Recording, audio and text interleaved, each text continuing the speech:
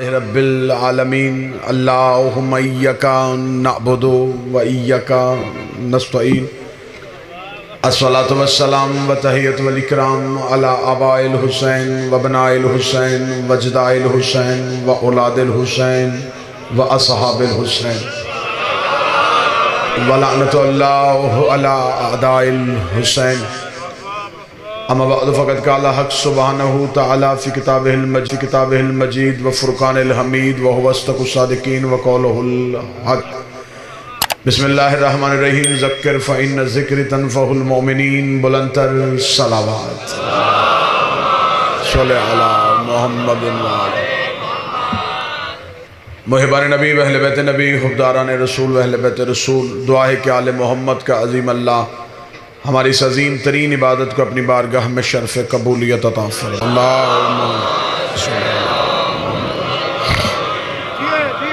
एक इतनी बुलंद सलवात पढ़ो कि गर्मी की हिद्दत विलायत अली की शिद्दत में तब्दील हो जाए। अल्लाहुम्मा सल्लि अला मुहम्मद। इजाज़त है गुफ्तगू शुरू की जाए।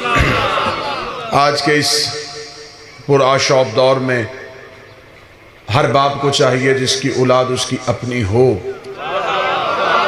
कि वो अपनी औलाद को समझाए कि अली मुस्तहब नहीं, अली वाजिब होता है।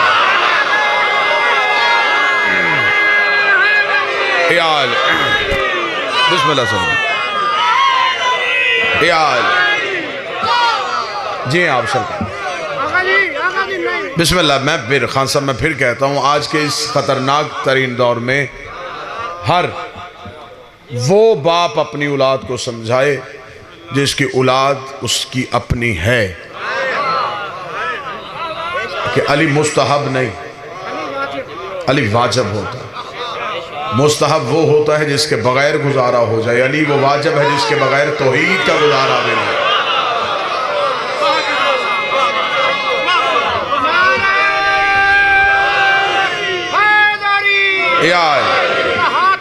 मौका की रुबाई है, इससे मुझे मालूम। अच्छा जी बिस्मिल्लाह। मौलवी जी ये कैसा गजब हो गया, पढ़ के कुरान तू बेअदब हो गया। मैं तो हैरान हूँ तेरी इस अक्ल पर। दाढ़ी वाजिब और अली मुस्तहब।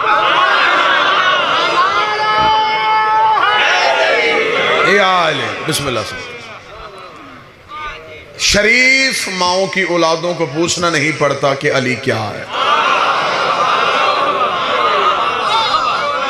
अली वलीउल्लाह तौज़ीहुल मसाइल का मसला नहीं, माँ की शराफत का मसला है। माँ शरीफ हों तो विलायत अली पे बहस नहीं होती। मेरी कौम का इम्तियाज, मेरी कौम का फ़र्क, मेरी कौम का निशान, मेरी कौम का शनाख्ती कार्ड विलायत अली। जिसे अली के बगैर कोई और पीर चाहिए वो आज छोड़ दे अली को। अली मिन्नतों वाला पीर तो है ही नहीं, अली गुजारिश वाला रहबर तो है ही नहीं। अगर अली वाले हो तो फिर कभी भी जिंदगी में विलायत अली पे शक न करना,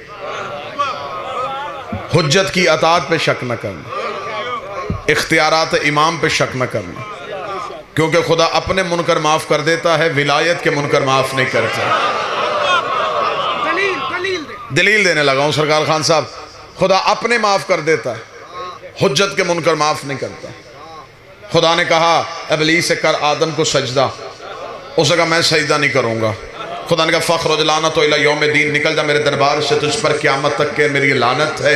मेरे दरबार से फ़ौरन निकल जा, इसी वक्त निकल जा। बारगाह परवरदिगार के दरवाजे पे खड़े होकर कुरान अभी मिंबर पे लेके आओ। इब्लीस ने सदा दी, उसने कहा मैंने तुझे इतने सजदे किए, तेरी इतनी नमाजें पढ़ी, तेरी इतनी तस्बीहां की, किसी एक सजदे का अजर, किसी एक नमाज का अजर, किसी एक तस्बीह की कीमत जिस पे गर्मी का असर नहीं, वो बंदा सर उठाएगा और मेरे साथ बोलेगा। जिसके सीने पे विलायत अली माँ का दूध और पाप का खून बन के रक्स कर रही है, उसकी आंखों में विलायत अली की चमक और चेहरे पे हुब्बे अली की मुस्कुराहट होनी चाहिए। इब्लीस ने बारगाह परवरदिगार के दरवाजे पे खड़े होके कहा एक आदम को सजदा नहीं किया, तुझे तो करता हूं, इसे सजदा नहीं करता, तुझे तो करता हूं। खुदा ने कहा फौरन निकल जा, फौरन मेरे दरबार से निकल जा। मेरे अल्लाह तो गफ़ारुज़ ज़नूब है, सतारुल अयूब है, गुनाहों को माफ कर देता है, गलतियां बख्श देता है। इसके गुनाह की माफी दे दे, इसकी गलती को बख्श दे।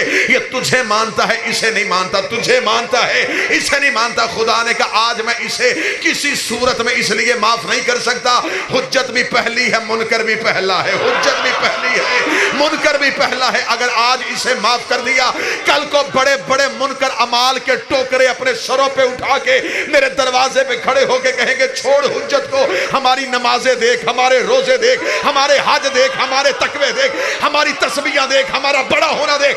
मैं इसके गले में लानत का तोक डाल के दुनिया को बता रहा हूं, मैं अपने माफ कर देता हूं, हुज्जत के माफ नहीं कर। सारे बोलो, मिलके बोलो, हाथ ऊंचे, हैदरी।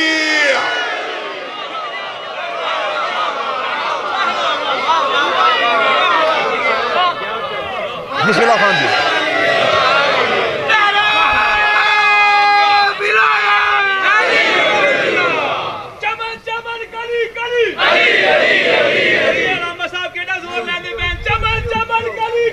अली नगर गली गली के दिल खोल के याद जुबान यार।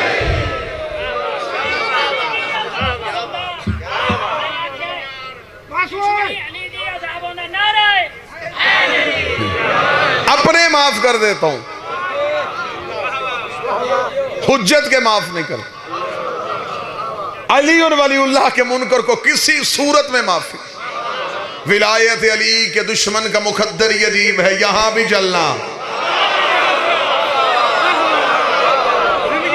वहां भी जलना, सोच के निकालना अली को किसी भी जगह से। जहां से अली निकल जाए वहां पीछे रहता कुछ नहीं है।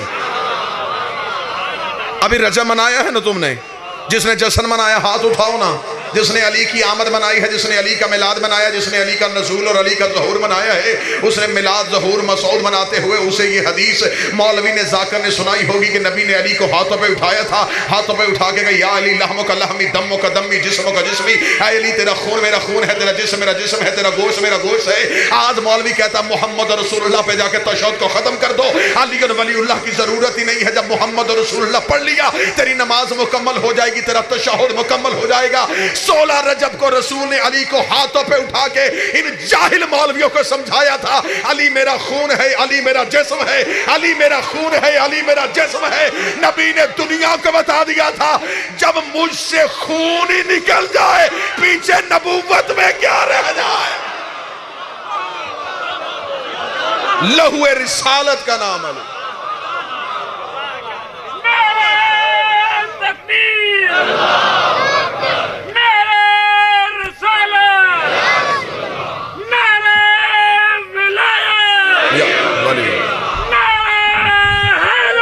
यार कब्र की कोठड़ी बड़ी मुश्किल है। ये सरजमीन जो तुम्हारी है ना, जिसमें तुम बैठे हो, ये डिस्ट्रिक्ट, ये जिला, तुम्हें ज्यादा चाहिए तुम विलायत अली का प्रचार करो, क्योंकि तुमने इस धरती के चेहरे पर लगे हुए इस तोहमत के दाग को धोना है। जो दुश्मन विलायत अली की सूरत में पूरी दुनिया में इस शहर को बदनाम किया गया।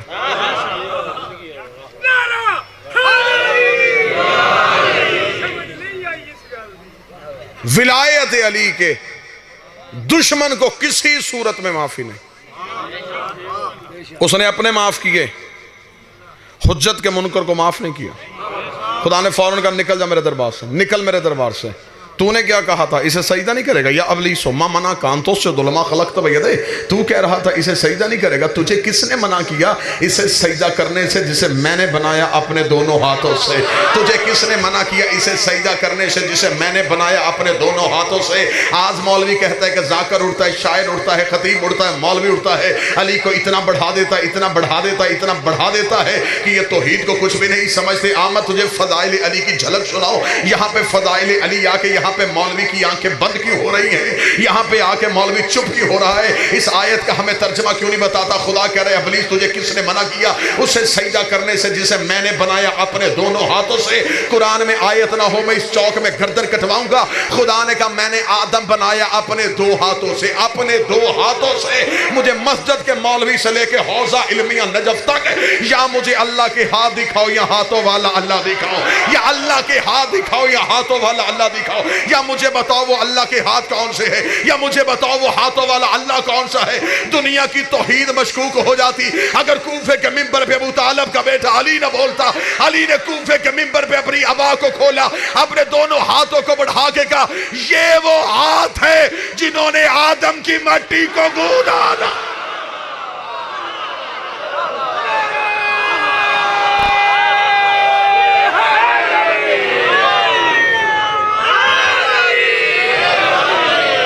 और जो आदम की, जो हाथ आदम की तखलीक में हो, वो किसी बुत परस्त के हाथ पे जाके बैयत करे।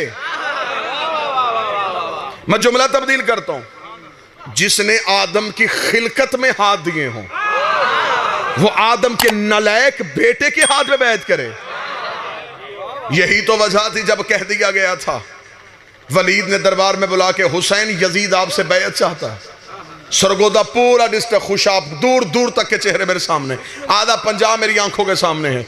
हुसैन ने वलीद के दरबार में कहा, यजीद कहता है कि मैं उसकी बैत करूं। यजीद कहता है मैं उसकी बैत करूं। उसे सिर्फ इतना कह दे, अना हुसैन इब्ने अली, अना हुसैन इब्ने अली, अना हुसैन इब्ने अली। उसने कहा, ये वो जानता है आप अली के बेटे हैं, आप ये बताएं बैत करेंगे या नहीं करेंगे। हुसैन ने कहा, उसे सिर्फ मेरा इतना जवाब दे दे कि मैं अली का बेटा हूं, अगली बात वो खुद समझ जाएगा कि जब मेरा बाप उस जैसे की नहीं करता, मैं इस जैसे की कैसे, मैं अली का बेटा। अली के बेटे कभी भी किसी के हाथ में बैत नहीं करते।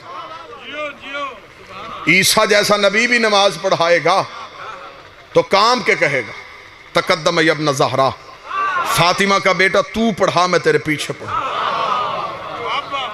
जब ईसा जैसे नबी की जुर्रत नहीं कि वो ज़हरा के आखिरी बेटे के आगे खड़ा हो सके, तो अरब के जाहिलों की जुर्रत है कि वो अली से बैत ले सकें। जितने कदीमी अज़दार मेरे सामने बैठे हो, इमाम हुसैन ने कहा, वलीद से सिर्फ इतना कह दे मैं अली का बेटा हूँ। ये कह के हुसैन चले गए। आज मस्जिद के मौलवी से लेकर मक्के के मुफ्ती तक, जिससे पूछो कि हुसैन और यजीद में सही कौन था, गलत कौन था, वो कहता हुसैन सही थे, यजीद गलत था। हुसैन सही थे, यजीद गलत था। हुसैन ठीक थे, यजीद गलत था। मौलवी के सर पे कुरान रख के पूछ के तूने ये कहा यजीद गलत था, आखिर यजीद गलत क्यों था, वजह क्या है, क्या वजह थी यजीद गलत था। वो कहते यजीद इसलिए गलत था कि उसने हुसैन से बैत मांगी थी, उसने हुसैन से बैत मांगी थी। इसका मतलब तू अंदर से मान गया कि जो भी हुज्जत से बैत मांगे वो गलत होता है, जो भी मासूम से बैत मांगे वो गलत होता है। और मुझे इज्जत अली की कसम है, जितने इस इलाके के कदीमी अज़दार बैठे हो, सिवाय मजहब इमामत के कोई भी फिरका यजीद की खिलाफत को अपने नजरिए के तहत गलत साबित नहीं कर सकता।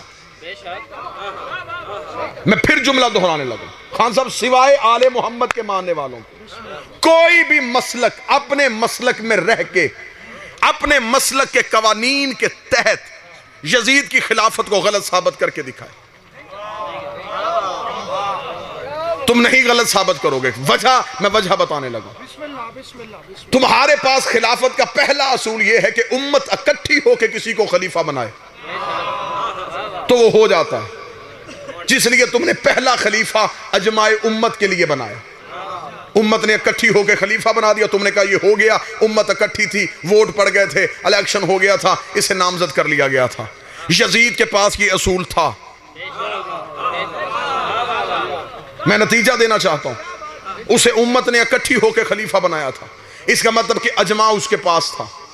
तुम्हारे पास खिलाफत का दूसरा असूल है कि बाप जाते हुए नामजद कर दे, या बड़ा जाते हुए नामजद कर दे, या पहले वाला दूसरे को नामजद कर दे, तो वो भी खलीफा हो जाता है। जैसा कि तुम्हारी दूसरी खिलाफत में जब तुमने दूसरा खलीफा बनाया तो तुमने उसके लिए यही असूल रखा कि इसे पहला जाते हुए नामजद कर गया था, इसलिए यह खलीफा है। यजीद के पास यह असूल भी था, उसका बाप उसे नामजद करके गया था। तेरे पास तीसरा असूल है कि कमेटी फैसला कर दे, तो वो भी खलीफा होता है। यजीद ने कमेटी बनवा के फैसला भी कर लिया था, तारीख की किताबें मिंबर पे लेकर मैं छत तक ढेर लगाने के लिए तैयार हूँ। यजीद के पास अजमा था, यजीद के पास इस्तखलाफ था, यजीद के पास कमेटी थी, यजीद के पास नामजद करना था। तो फिर मौलवी किस मुंह से कह रहा है कि यजीद गलत था, हुसैन सही था? तेरी मजबूरी है, तुझे कहना पड़ेगा हुसैन सही था, तुझे कहना पड़ेगा हुसैन सही था। इसलिए कि हुसैन सही नहीं थे, सिर्फ हुसैन ही सही नहीं थे, इमामत सही थी, इमामत का तरीका सही था। तुझे यजीद को गलत नहीं कहना पड़ेगा, तुझे कहना पड़ेगा कि हुसैन सही थे, अजमा गलत था, हुसैन सही थे, इस्तखलाफ गलत था, हुसैन सही थे, नामजद करना गलत था। तुझे मानना पड़ेगा गदीर सही था, सकीफा गलत था।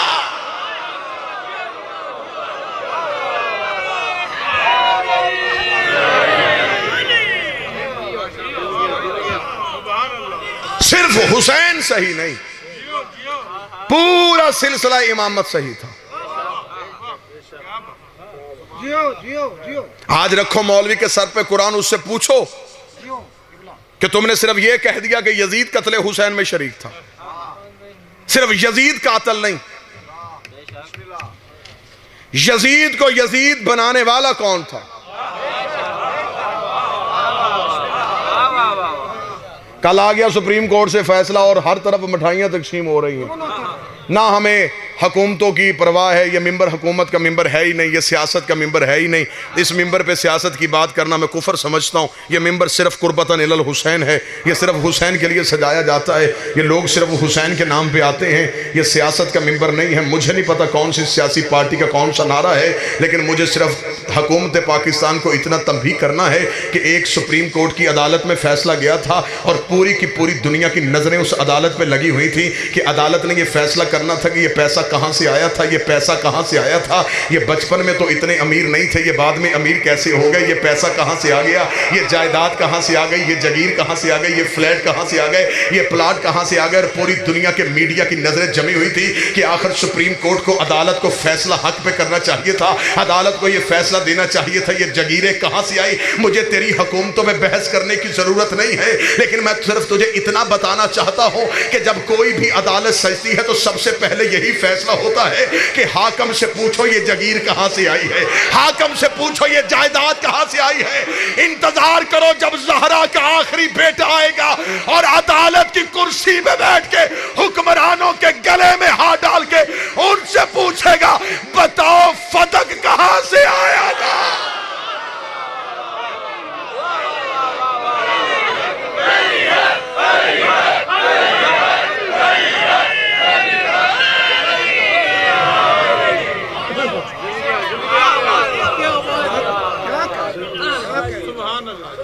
इनकार कर गए हुसैन। 26 रजब को हुसैन ने इनकार कर दिया और वो हुसैन का ला आज भी ला है, वो नहीं आज भी नहीं है। ये है हुसैन की कौम। सदियों पहले वलीद के दरबार में हुसैन ने कहा नहीं, आज भी हुसैन के नौकर हुसैन की उस नहीं पे कायम है। सिर्फ नहीं कहा हुसैन ने कहा नहीं। आज मौलवी कहता है कि सिर्फ हुसैन हुसैन करने से क्या मिलेगा, न तुम्हारे पास अमाल है, न तुम्हारे पास कोई कबूलियत की चीज है, सिर्फ हुसैन हुसैन करते हो, सिर्फ हुसैन हुसैन करते हो, सिर्फ हुसैन हुसैन करने से बख्शे जाओगे। रख मौलवी के सर पे कुरान। यजीद के पास कलमा था, हुसैन नहीं था।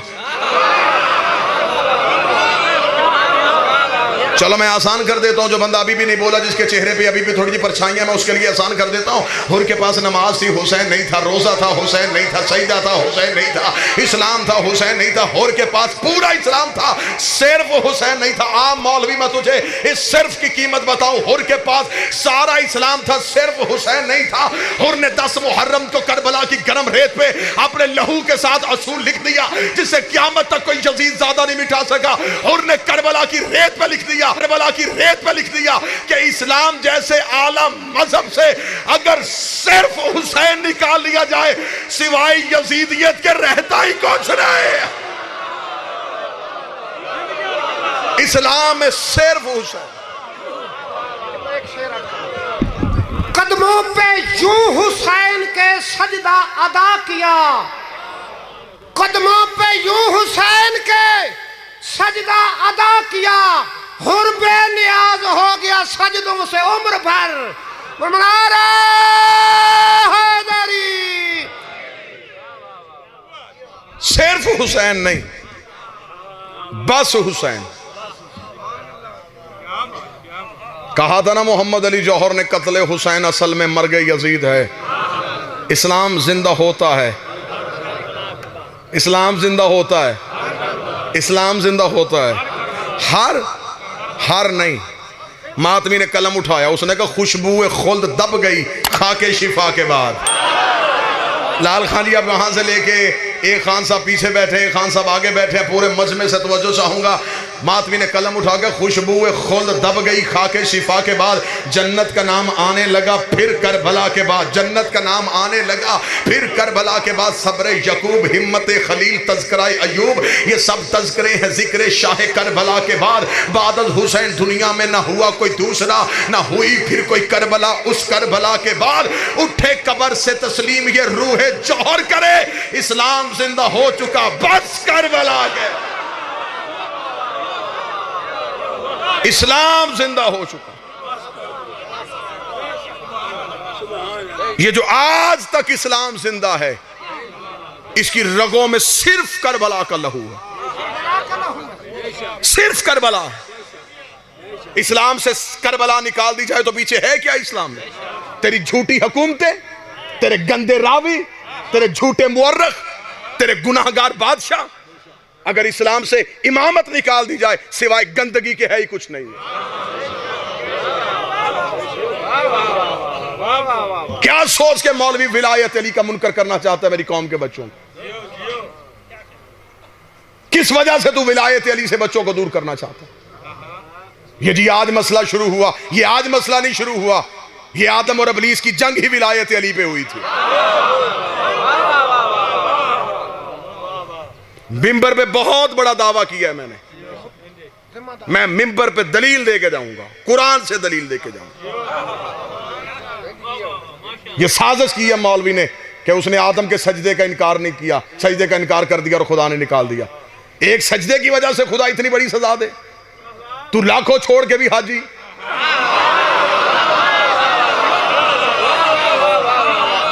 सिर्फ जी उसने एक सजदा नहीं किया और खुदा ने उठा के भगा दिया। ना खान जी ना, जुल्म नहीं हम होने देंगे। सजदे के पर्दे में बात कोई और थी, बस वो बात आप तक पहुंचाऊंगा और मैं इजाजत चाहूंगा। सजदे के पीछे कोई बात छुपी, सिर्फ इब्लीस ने सजदे का इनकार नहीं किया, इसके पीछे कोई छुपा हुआ राज था। इतनी बड़ी लड़ाई हो गई और आज तक वो लड़ाई चल रही है अल्लाह की और शैतान की। भाई आज तक चल रही है ना, रहमान और शैतान की लड़ाई आज तक चल रही। इतनी लंबी लड़ाई किसी छोटी बात पे नहीं होती। अल्लाह इतना भी बेनियाज नहीं कि आदम के पीछे इतनी बड़ी लड़ाई ले ले। अल्लाह ने आदम की वजह से इतनी बड़ी लड़ाई नहीं ली। और कुरान से पूछते हैं कि लड़ाई की वजह क्या बनी थी।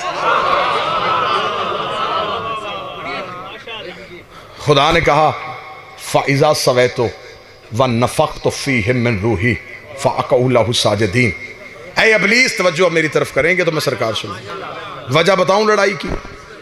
ऐ इब्लीस, जब मैं आदम में अपनी रूह फूंकूं फ़अक़ऊ लहु साजिदीन, तो तुम सारे फरिश्ते सजदा कर देना। कुरान मिंबर पे लेके आओ। खुदा ने कुरान में कहा कि आदम को सजदा ना करना, ना ना ना ना ना, आदम को सजदा ना करना। हयातुल कुलूब में अल्लामा मजलसी ने कहा है कि सजदा करवाने से कई हजार साल पहले खुदा आदम को बना चुका था। आदम का पुतला बना के खुदा ने अर्श के चौक में रखा हुआ था। फरिश्ते गुजरते थे लेकिन सजदे का हुक्म नहीं था। इसका मतलब कि सजदा तो आदम को हुआ ही नहीं। अगर सजदा आदम को होना होता तो जब आदम बनाया था उसी वक्त हो जाता। इसका मतलब कि सजदा खान साहब आदम को नहीं, मैं लड़ाई की वजह सुनाने लगा हूं, है ना जहन जी, मैं लड़ाई की वजह सुनाऊं। इसका मतलब कि सजदा आदम को नहीं। खुदा ने कहा जब मैं आदम में अपनी रूह फूंकूं फिर सजदा कर देना। इसका मतलब कि सजदा आदम को नहीं, सजदा रूह को हुआ था। इनकार आदम का नहीं, इनकार रूह का हुआ था, मैं नतीजा नहीं, मैं जिगर निकाल के तुम्हारे हाथ पे रखने लगा हूँ, अदल का तराजू तुम्हारे हाथ पे देने लगा हूँ। और मैंने पहले जुमला कह दिया था कि तुम्हारे शहर के चेहरे पे कुछ ना हक दाग हैं, कुछ ना हक धब्बे हैं, वो धब्बे मैं मिटाने के लिए आया हूँ, ताईद मुझे आपकी चाहिए, वो दाग मैं मिटाना चाहता हूँ। इस वीडियो के जरिए से ये मजलिस पूरी दुनिया में देखी जा रही है, कम से कम पूरी दुनिया में जहाँ जहाँ जिस शहर जिस गली मोहल्ले में बैठा हुआ कोई मोमिन इस मजलिस को सुन रहा होगा, उसे पता होगा कि सरगोदा में अकीदा पढ़ा भी जाता है, अकीदा सुना भी जाता है, अकीदे पे लोग बोलते भी हैं, अकीदे की ताईद भी करते हैं। तुम्हारे हाथ गवाही के तौर पे विलायत अली के मुकदमे पे दर्ज हो जाएंगे। खुदा ने कहा जब मैं आदम में अपनी रूह फूंकूं तब सजदा कर देना। इसका मतलब कि सजदा आदम को नहीं, सजदा उस रूह को हुआ था। इनकार आदम का नहीं, इनकार उस रूह का हुआ था। कुरान मिंबर पे लेके आ, मौलवी का गिरेबान मेरे हाथ में दे, मैं कुरान से उसे निकाल के दिखाऊं। पहले कुरान से पूछ ये रूह है क्या? आवाज़ परवरदिगार है मेरा हबीब तुझसे पूछेगा ये रूह क्या है? कह देना वक़ुल रूह मिन अम्र रब्बी, तू फौरन कह देना रूह अल्लाह का अम्र है, रूह अल्लाह का अम्र है। इसका मतलब कि सजदा आदम को नहीं, सजदा अल्लाह के अम्र को हुआ था। इनकार आदम का नहीं, इनकार अल्लाह के अम्र का हुआ था। किस मुंह से अली को नमाज से निकालेगा? वो एक अम्र का इनकार करके लानती बन गया, तू पूरे ओलल अम्र का इनकार कर रहा। उसने एक अम्र का इनकार।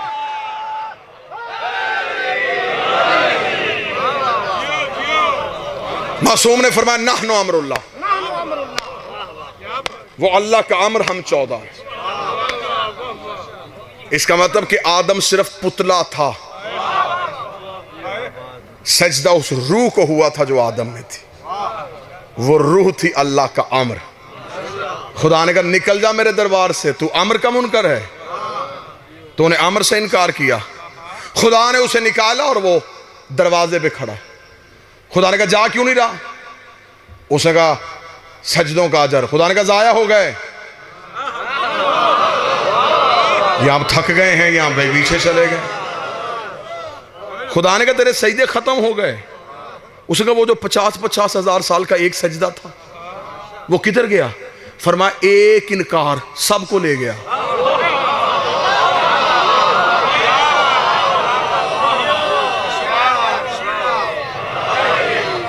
50,000 साल का हयातुल क़ुलूब में अल्लामा मजलसी ने लिखा 50,000 साल का ये एक सजदा करता था।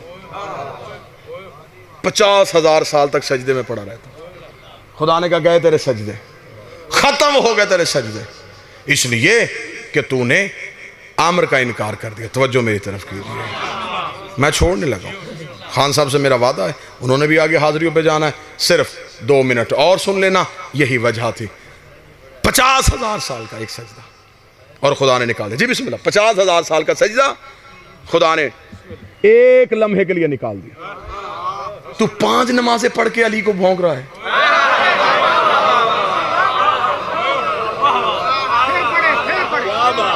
उसने 50,000 साल का सजदा किया, इतने लाख साल की इबादत और खुदा ने नहीं देखी। तू 5 नमाजें 15 मिनट की इबादत करके अली को भौंक रहा है कि मैं अली का मुनकर होकर नमाजें पढ़ के अल्लाह के साथ बख्शिश की शफात ले लूंगा। खुदा ने कहा फौरन निकल जा। उसने कहा फिर ठीक है, अगर मेरी और तेरी दुश्मनी इसी वजह से हुई है ना तो फिर ठीक है, फिर मुझे मोहलत देना, मैं मुकाबला करूंगा। खुदा ने कहा मुकाबला क्या करेगा? लोगों को नमाजें छुड़वाएगा, रोजे तुड़वाएगा, हज से निकालेगा, मेरा काबा गिराएगा, मेरा मुकाबला तू कर कैसे सकता है? उसने कहा मुझे तेरी ताकत का पता, लेकिन मोहलत तू दे दे, फिर मैं एक ही काम करूंगा, मैं सराते मुस्तकीम पे बैठ जाऊंगा। मैं सराते मुस्तकीम पे बैठ जाऊंगा, दुनिया आएगी मैं हटाऊंगा, दुनिया आएगी मैं हटाऊंगा, दुनिया आएगी मैं हटाऊंगा।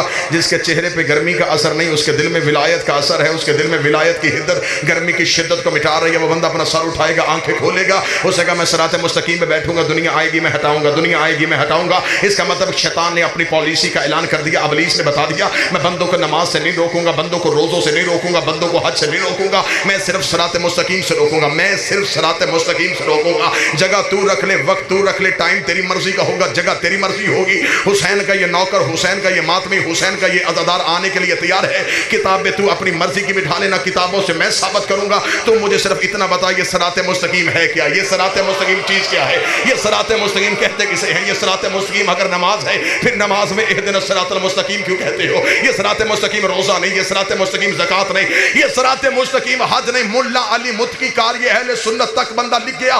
कनज़ुल इमाल के सफ़ा नंबर 258 के मदीने की मस्जिद में एक बंदे ने आके नबी से पूछा, या रसूल अल्लाह मा हाज़ा सिरात मुस्तकीम, ये सिरात मुस्तकीम क्या? अभी नबी ने बोले थे। ये मस्जिद के दरवाजे पे अबू तालिब का बेटा अली आ गया। रसूल ने अपनी दाएं हाथ की उंगली को अली की जाना बढ़ाया, बढ़ा के कहा, हाज़ा अली सिरात मुस्तकीम, ये मेरा अली सिरात मुस्तकीम है। सरगोदा पंजाब का पूरा पंडाल, हमें इब्लीस के प्रोग्राम का पता चल गया। ये बंदों को ला इलाहा से नहीं रोकता, ये अली वलीउल्लाह से।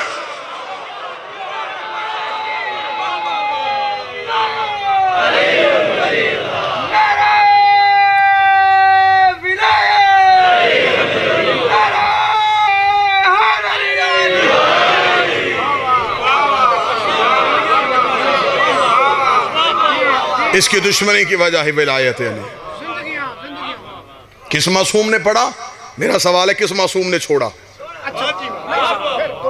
सवाल ये करते जी, किस मासूम ने पढ़ा था अली वलीउल्लाह? मेरा सवाल है, किस मासूम ने छोड़ा था? तो किसी हुज्जत की वो नमाज दिखा जो बगैर विलायत अली की। अगर हम मुज्तहिद के कहने पे अल्लाह को नहीं, अल्लाह दलील से माना जाता है। विलायत अली पे समझौता ना करना, विलायत अली पे खरीदारी ना करना। कब्र में जो चराग काम आएगा उसे विलायत अली कहते हैं।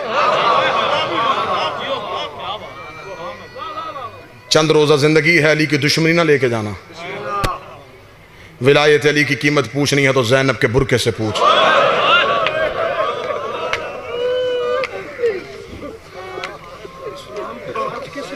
विलायत अली, जंग ही करबला की विलायत अली पे थी। क्या लड़ाई थी? क्या वो कहता था नमाज नहीं पढ़नी? उसने इख्तिदार को, इख्तियार को, हुकूमत को चैलेंज नहीं, उसने इख्तियार इमाम को चैलेंज किया। हाँ, पढ़ो इमाम हुसैन का आखिरी खुतबा तो पढ़ो। जब तन्हा रह गया था, लाशों के ढेर में खड़ा था, तन्हा खड़े हुसैन ने, सामने 9 लाख यूं कातिल खड़े थे, जख्मी खड़ा मेरा बादशाह हुसैन। हुसैन ने तमाम हुज्जत के लिए आंखों में आंखें डाल के कहा, मैं तुम में वो चेहरे देख रहा हूँ जिन्होंने मुझे नबी के कांधों पे देखा है। मैं तुम में वो बंदे तलाश कर रहा हूँ जिन्होंने मुझे नबी की गोद में देखा है। मेरी आंखों के सामने वो लोग खड़े हैं जिन्होंने वो नमाज नबी के पीछे पढ़ी थी जब मैं नबी के बुश्त पे बैठा हुआ था। क्या तुम नहीं जानते मैं मोहम्मद का बेटा हूँ? वो तुम्हें नहीं पता मैं रसूल का बेटा हूँ? पढ़ो पढ़ो आखिरी खुतबा पढ़ो हुसैन का। हुसैन ने कहा तुम्हें नहीं पता मैं ज़हरा का बेटा हूँ? मैं इसलिए बार बार अपना तारुफ करवा रहा हूँ, कल को ये ना कहे कि हमें तो पता ही नहीं था ये कौन हुसैन था। मैं फातिमा का बेटा हूँ, मैं अली का बेटा हूँ, मैं अबू तालिब का बेटा हूँ, मैं अब्दुल मुत्तलिब का बेटा हूँ। अकेला हुसैन अपना तारुफ करवा रहा था। 9 लाख से हुसैन ने कहा, जब इतना कुछ जानते हो मुझे सिर्फ इतना बताओ, मुझे कत्ल क्यों करने आए हो? मुझे मारना क्यों चाहते हो? मेरा कसूर तो मुझे बताओ, मेरा जुर्म तो मुझे बताओ। तुमने मेरा अकबर मारा, मैं चुप रहा। तुमने मेरा गाजी मारा, मैं चुप रहा। तुमने मेरा असगर मारा, मैं चुप रहा। मैं सिर्फ अपना कसूर पूछना चाहता हूं, मुझे मेरा जुर्म बताओ। रख मेरा हाथ गाजी के अलम पे। 9 लाख निकाल ले, बुग़्ज़ अभी तेरे बाप अली की दुश्मनी पे आए हैं। इतना कहना था, हुसैन ने तलवार को नियाम से निकाला, निकाल के कहा मेरे बाबे की विलायत के दुश्मना, तुमने इनकार किया मेरे बाबे की विलायत। बाजार शाम में गई तो विलायत बचाने की खर्चा पहली एक दरबार में लाल खान कदीमी अज़ादार है, हर इज्जत वाली मजलिस का नाज़िम मिंबर है। मौला हुसैन आपकी तौफीकात में इजाफा फरमाए। उसने कहा जनाब सैयदा क्यों गई दरबार में? खान साहब मुझे इज्जत है, सैयदा की कसम सिर्फ एक दरबार में नहीं गई, एक से तो खाली आई है ना। ले आओ तारीख की किताब में मिंबर पे साबित करने के लिए तैयार हूं। रोज टूटी ही पसलियों पे हाथ रखती थी, अली का हाथ पकड़ के एक एक सहाबी के दरवाजे पे जाती थी, दस्तक दे दे के कहती थी भूल गए गदीर का ऐलान। क्या तुम्हें गदीर में मेरे बाबे ने नहीं बताया था कि अली तुम्हारा अमीर है? भूल गए गदीर का ऐलान। एक एक दरवाजे पे। शिया हो, अली की विलायत न भूलना, हुसैन का मातम न भूलना, ज़हरा का हक न भूलना, गदीर न भूलना, माँ का दरबार में जाना न भूलना, हुसैन का आखिरी सजदा न भूलना। 28 रजब में हुसैन की रवानगी का मातम करोगे ना। इसलिए जब हुसैन कब्र रसूल पे गए थे तो कब्र रसूल पे यूं कब्र पे जाके हुसैन खड़े हो गए। नाना नाना, यजीद से किसने कह दिया कि तेरा बेटा कोई नहीं? नाना, उसने ये सोच के शरीयत पे हमला कर दिया कि तेरा बेटा कोई नहीं। नाना, अना मिनल हुसैन के कर्जे उतारने का वक्त आ गया। नाना, वो जो तूने कहा था ना हुसैन मिन्नी, नाना मैं वो हुसैन कर्जे उतारने लगा। कब्र मोहम्मद कांप गई। कब्र से आवाज आई, हुसैन आदम से लेके मुझ तक की मेहनत अब तेरे हाथ में है। हुसैन मैंने बड़ी मुश्किल से ये दीन बचाया है। हुसैन तेरी नानी की दौलत लगी है, तेरे बाबे की तलवार चली है, तेरे दादे अबू तालब की मेहनत है। हुसैन सब कुछ तेरे हाथ में है। हुसैन मुझे बता सकता है दीन कैसे बचाएगा? अब जिसकी आंखों में फुरात बहने के लिए तड़प रही है, मेरी उन आंखों पे नजरें हैं। हुसैन की आवाज़ है, नाना तू परेशान ना हो, मैंने 40 दरवाज़ों को ताला लगा लिया, तेरा दीन बचाऊंगा। आवाज़ आई, अगर दीन फिर भी न बचा, नाना माँ की शक्ल वाली बेटी मदीने की गलियों में रोती छोड़ के जाऊंगा। हुसैन अगर मेरा दीन फिर भी ना बचा, नाना तू परेशान ना हो, मैं मक्के जाऊंगा। अगर हज ना पढ़ने दिया मैं बदे एहराम तोड़ दूंगा। हुसैन अगर मेरा दीन फिर भी ना बचा, नाना मैं 2 मुहर्रम करबला के जंगल में उतर जाऊंगा। हुसैन अगर मेरा दीन फिर भी ना बचा, उठा कब्र रसूल से ज़हरा का लाल, अपने सर से अमामा उतारा, कब्र मोहम्मद की पायती फिर का हाथ जोड़ के खड़ा हो गया। रो कहता, नाना तू परेशान ना हो, 7 मुहर्रम होगा मेरी सकीना प्यासी होगी।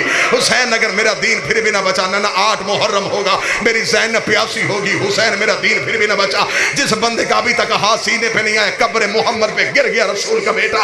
रो के कहता, नाना तू परेशान ना हो, मैं वादा करता हूँ 10वीं मुहर्रम का सूरज तलू होगा, मैं अकबर का जिगर दूंगा, मैं अब्बास के बाजू दूंगा, मैं कासिम की लाश के टुकड़े उठाऊंगा, मैं असगर की गर्दन से तीर खींचूंगा। आवाज आई, हुसैन अगर दीन फिर भी ना बचा, रो के कहा, नाना तू परेशान ना हो, सर सजदे में रखूंगा मैं, उठाएगा मेरा कातिल। आवाज आई, तेरे सर के बाद भी दीन ना बचा, फिर क्या देगा? हुसैन रो के कहता, जो दे सकता था वो दे दिया, अब तू बता तेरे दीन को क्या चाहिए? अभी हुसैन नहीं बोले, या सैयदों की हवेली से एक बीबी के रोने की आवाज आई। आवाज आई, हुसैन वापस आ, नाने से वादा कर, करबला जाने तू जाने, शाम जाने तेरी ज़ैनब। हुसैन में बाजारों में, हुसैन में दर